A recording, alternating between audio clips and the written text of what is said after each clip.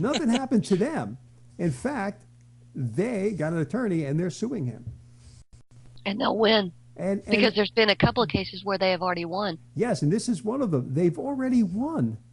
They won $90,000 in punitive damages from this guy, and now he's appealing it. But it's absolutely insane. This is incredible. I can break into your home, and if you put a gun on me and say freeze, I'm going to call the cops. I can say cool because I'm getting 900 grand. I'm going to get 90 out of this because I'm suing you. Because you're to take me. Yeah. That's why we have a saying in Texas: "Don't let them leave." Don't let them leave. Right? You don't let them leave, and if they're outside your doorstep, drag them in. The cops will tell you that. Wow. Yeah, have you seen that sign? It says, "Trespassers will be shot. Survivors will be shot again." Yeah. Hey, I've got something else to throw at you here. This here comes from Dearborn, Michigan. They have a very large Muslim population there. And I think that it's about 30% of the population in Dearborn is Muslim, right? Well, they had this Islamic parade that they were having, and I've got the name of it here somewhere. But they were having this parade, and some Christians showed up, and they started preaching the Bible in the crowd. No megaphones, no big blaring amplifier or anything. They showed up walking through the crowd and saying, do you know Jesus?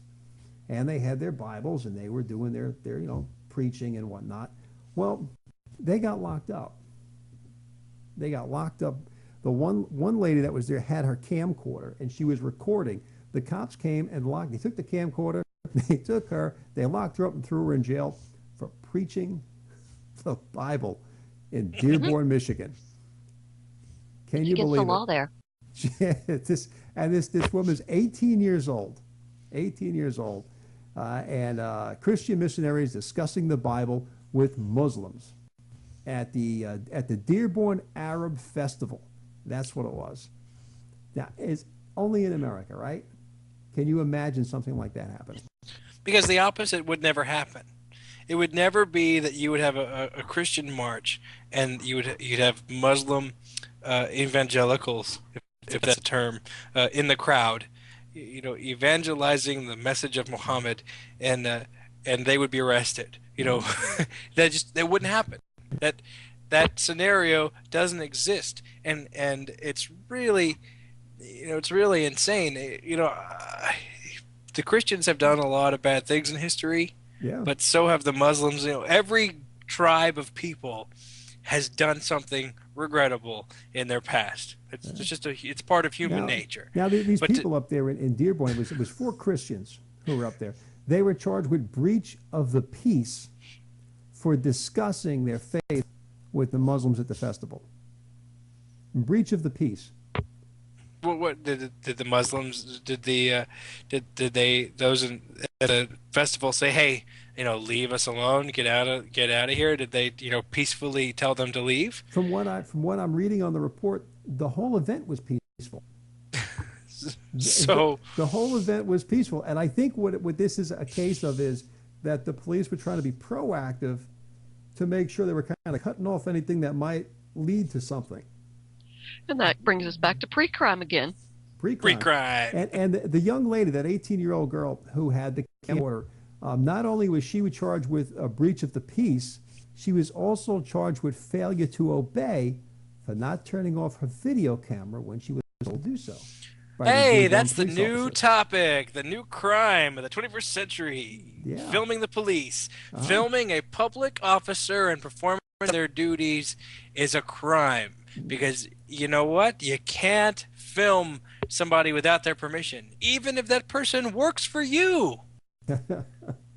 It's insane. Then how do they get away with it? By filming us with all the millions of cameras across the United States. And I think I read it today that has, oh gosh, I want to say 100,000 cameras in it. It's in the United States. And they're actually suing the city to get rid of all the cameras. I cannot remember which city it is. I heard the report. I'm drawing a blank on it as well. The world is upside down. Yes, it is. Yeah, when they say Big Brother's watching, they're not kidding. No, it's insanity that because here's the thing, and this is how I argue the case. You know, this is how I always argue it. I say, if I'm filming a police officer, I'm going to trust that the police officer is going to do his job correctly. So me filming him is actually a benefit to him because people will say that cops are doing things wrong or that that he said this to me or he did this bad thing. So I am providing that officer with evidence of the good person that he is. And you know what? If 1 in 20 cops does something wrong and does something stupid, it's a Obama teaching moment for the rest of the police officers. It's also one of these things where you really want to have bad officers on the force because the police themselves are going to rally around it, and they're gonna defend their law officer brother. Well, But now, someone here the in the chat reality room is a bad cop, is a bad thing for the community because it sows the seeds of distrust between the population and the Leos.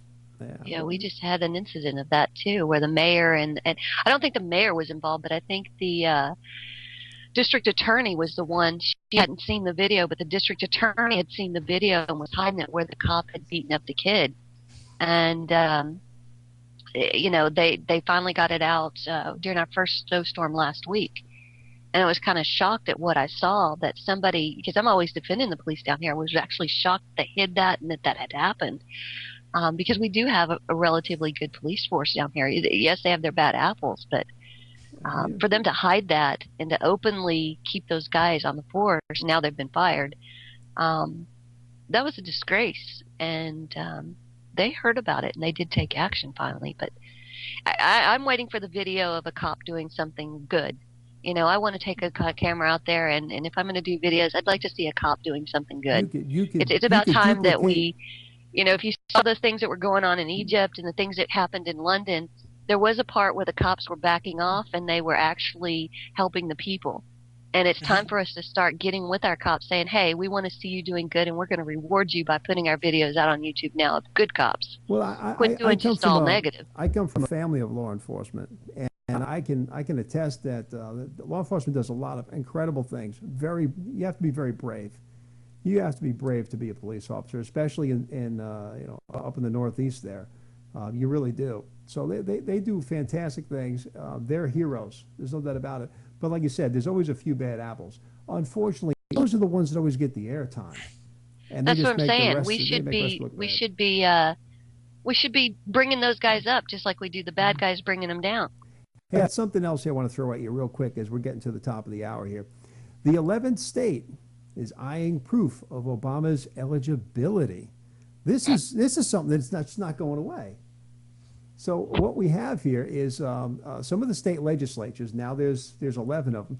They're putting in bills for their state legislatures that any candidate who wants to get on the ballot, presidential ballot, in that state has to produce that long form birth certificate up front, and it has to be certified by them. Otherwise, you're not getting on the ballot.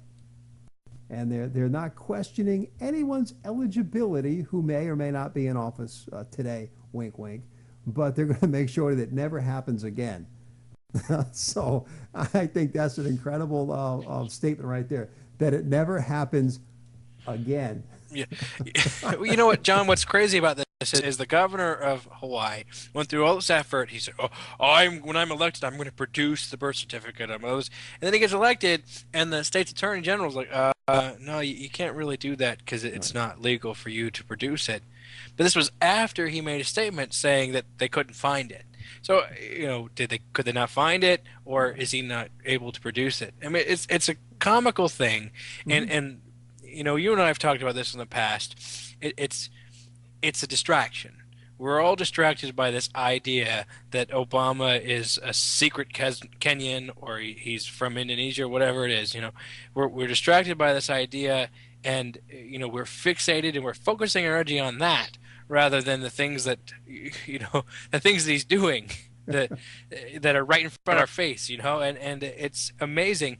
And I think that the whole birther controversy, the birther thing is a card that Obama is going to play, because he's going to keep this in his pocket, and when things get really dire, when things get really bad, maybe he's 10 points behind in the polls, he's going to pull that birther card, because somebody's going to do something stupid and say something dumb about him being a secret Kenyan, and then he's going to pull that birther card, get his long form out, and say, no, see, I was clearly born in Hawaii, check it out, you're stupid, and everybody who associates with you is stupid, and you know, he's going to use it to his greatest political advantage, because that is what he and those around him do.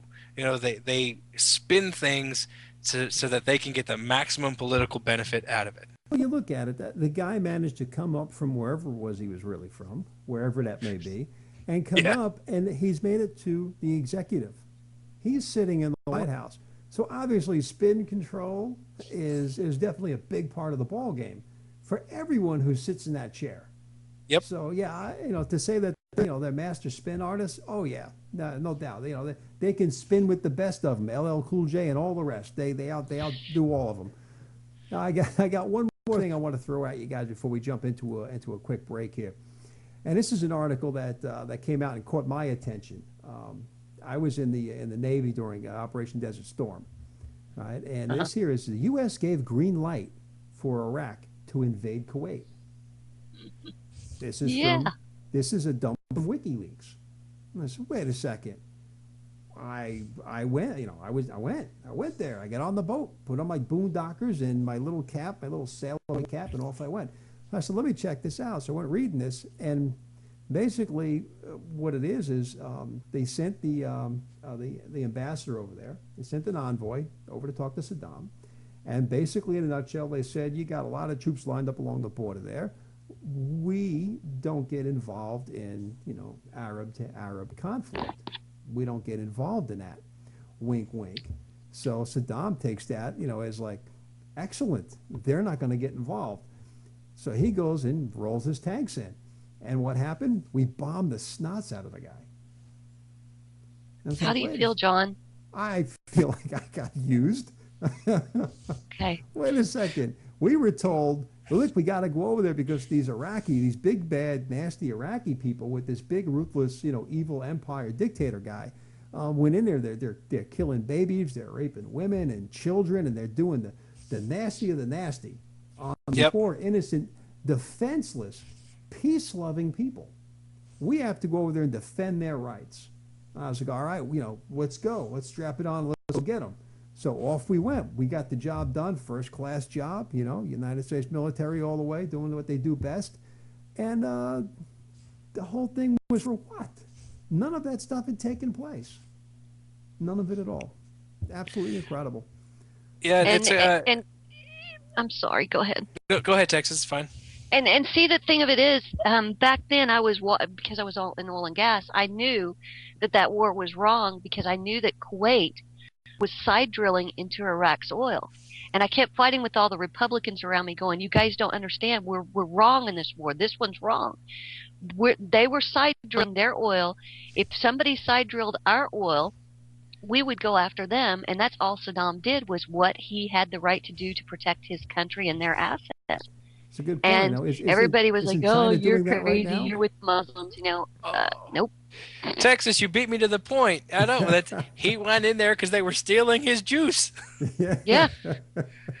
They had that straw, you know, like the guy says in True Blood. He had his straw, and the Kuwaitis had their straw in Saddam's milkshake, and they were drinking it up. That's a great analogy, John. I like that. Hey, we're going to jump out and grab a quick break, and when we come back, we are going to switch gears, and we're going to talk about the roots of freedom. This is Real America.